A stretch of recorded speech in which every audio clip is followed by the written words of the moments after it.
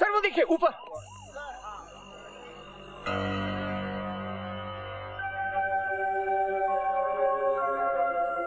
Sir लगता है मरा पड़ा है। नहीं, नाश्ता कर रहे हैं रोकड़े। क्यों मजाक कर रहे हैं सर? Idiot, shut up. जी। अरे देख क्या रहे हो, स्ट्रेचर लाओ। चलो शाबाश, जल्दी चलो। एक मिनट। सर हाँ, ये तो वही गुल मोहम्मद है जो पिछले 6 महीने से जेल से फरार था। अच्छा। अरे यही तो हमारी आखिरी उम्मीद थी तुम्हारे भाई तक पहुंचने की। Oh my God. सर लाश की जेब से ये सामान निकला है।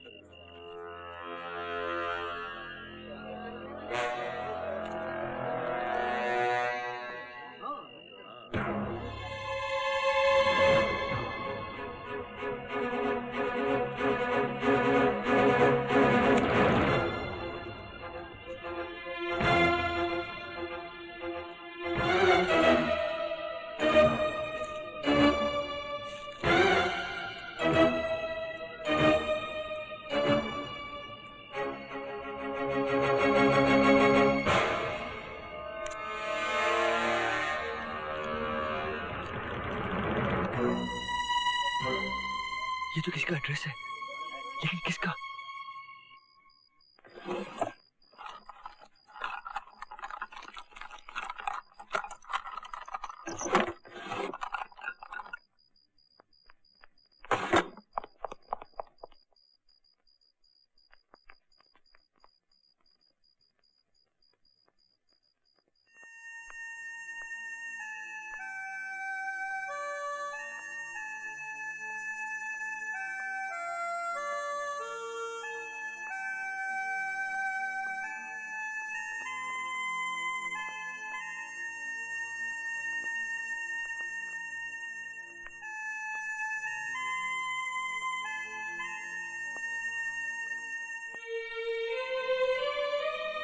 क्या आपका भाई यहाँ रहता था? लगता तो यही है। हम दोनों का एक दूसरे के अलावा और कोई नहीं है इस दुनिया में।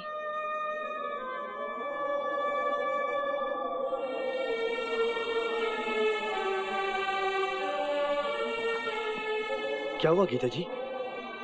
कोई है जो मुझे कुछ कहना चाह रहा है, बताना चाह रहा है, मुझे बुला रहा है। गीता, गीता।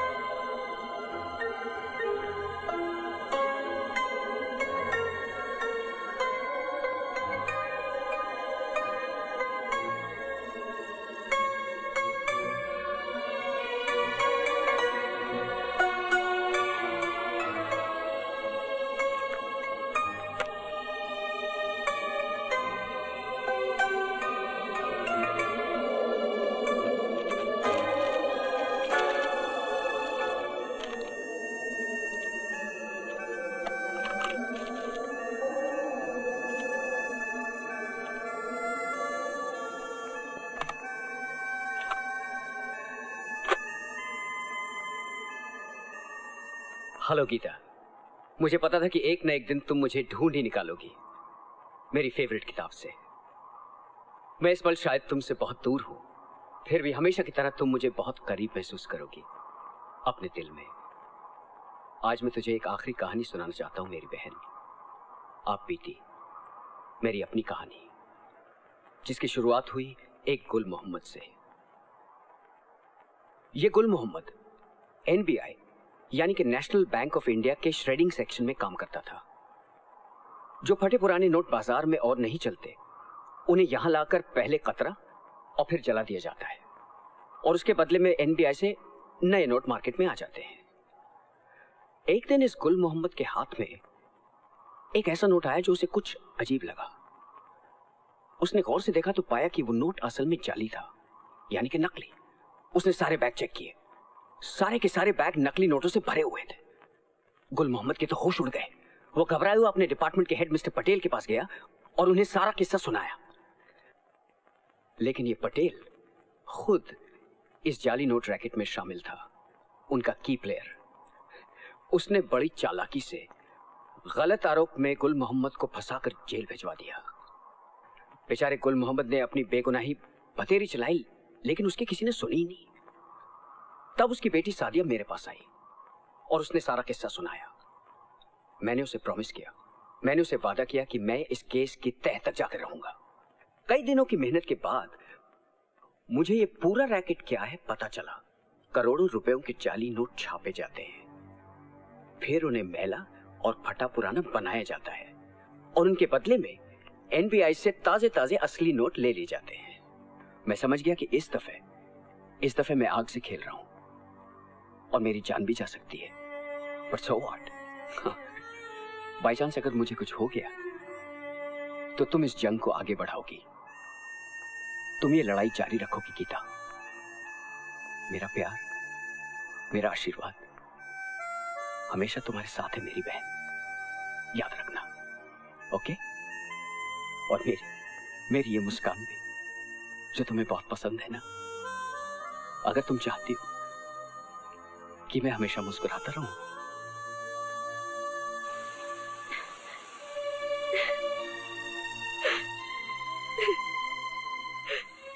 बस गीता जी बस, आप रोइए मत, अपने भाई की बात याद रखिए। 6 महीने हो गए भैया को गए हुए, मुझे अकेला छोड़ के, बिल्कुल अकेला। आप अकेली नहीं है गीता जी, मैं भी आपके साथ हूँ उस लड़ाई में जो आपके भाई ने शुरू की थी और अब आपको जारी रखनी है। कब तक साथ दोगे? आखिर तक, जब तक आप जीत नहीं जाती। मेरी एक एक सांस आपकी होगी गीता जी, मरते तब तक। इतने बड़े बड़े लोगों के खिलाफ सबूत पाना बहुत मुश्किल है राजू। अब तो सिर्फ तुम्हारी गवाही का सहारा है, उसी के जरिए हम इस केस को सॉल्व करेंगे और मेरे भाई तक पहुंच सकते हैं। गीता जी, मुझे आपसे बहुत जरूरी बात करनी है। किस बारे में राजू? हाँ, ये केस के बारे में गीता जी। मैंने कहा था ना, मैंने खून होते हुए देखा है। हाँ बोलो राजू, कोई नई बात याद आ गई जो तुम बताना भूल गए? वो क्या कि अब मैं कैसे बताऊं? इतने परेशान क्यों हो रहे हो राजू? रिलैक्स, जो भी कहना है घर पहुंच के कह देना। और वैसे भी तुमने मेरे लिए बहुत कुछ किया है। Thank you so much Raju. ये थैंक यू क्या गीता जी, मैं तो वही करता हूँ जो मेरा दिल कहता है। जी राजू घर पे हैं? हाँ अंदर आके बैठो, मैं उसे बुलाती हूँ। राजू!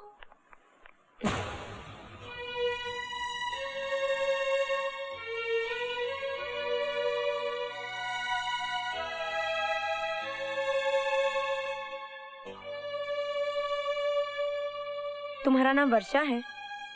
जी हाँ, लेकिन आप क्यों पूछ रही हैं? ये सारी तस्वीरें तुम्हारी हैं? जी हाँ मेरी हैं, लेकिन देखिए आप प्लीज जल्दी से राजू को बुला दीजिए, प्लीज।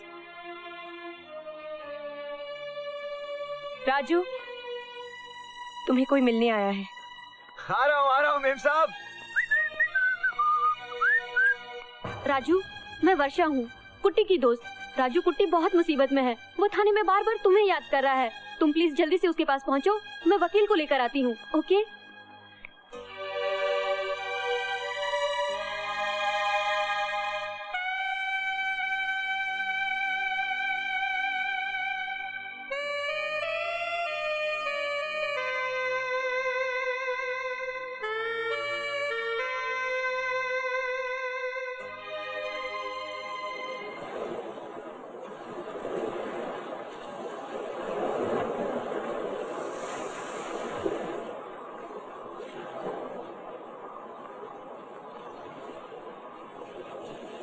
मुझसे झूठ क्यों बोला तुमने? क्यों कहा कि वर्षा तुम्हारी गर्लफ्रेंड थी और मर गई? बोलो, जवाब दो। मैं क्या जवाब दूं गीता जी, क्या बोलूं? जो भी कहूंगा सच होगा, लेकिन फिर भी झूठ जैसा ही लगेगा। कल रात जब आपने टीवी पर इंटरव्यू देने के लिए जिद की तो मैं घबरा गया और टीवी से बचने के लिए न जाने मैंने क्या क्या झूठ बोल दिए। लेकिन क्यों? टीवी से क्यों बचना चाहते थे तुम? क्या वजह थी? वजह बहुत बड़ी थी गीता जी। अपनी बेवकूफी और पागलपन में एक और झूठ निकल गया मेरे मुंह से। एक बहुत ही बड़ा और खतरनाक झूठ। कौन सा खतरनाक झूठ? कि मैं खून का चश्मदीद गवाह हूँ। सच तो यह है कि मैंने कुछ नहीं देखा। मैंने कातिल के बारे में जो भी कहा था वो सब झूठ था, और ये सब कुछ किया मैंने अपने प्यार के लिए। लेकिन राजू, तुम्हें पता है, तुम्हारे इसी प्यार ने मुझे लाखों दर्शकों की आंखों में झूठा बना दिया। क्या जवाब दूंगी मैं उन्हें? कैसे बताऊंगी कि असलियत क्या है? तुमने तो मुझे उनकी नजरों में हमेशा के लिए गिरा दिया। पिछले 6 महीनों की मेरी सारी मेहनत, मेरी सारी उम्मीदें, मेरे भाई की सारी तपस्या, सब कुछ तुम्हारे एक झूठ ने मिट्टी में मिला दिया। मैं ऐसे झूठे को कभी माफ नहीं कर सकती। तुम तो उन जाली नोटों से भी ज्यादा जाली निकले जो बाजार में चलते हैं।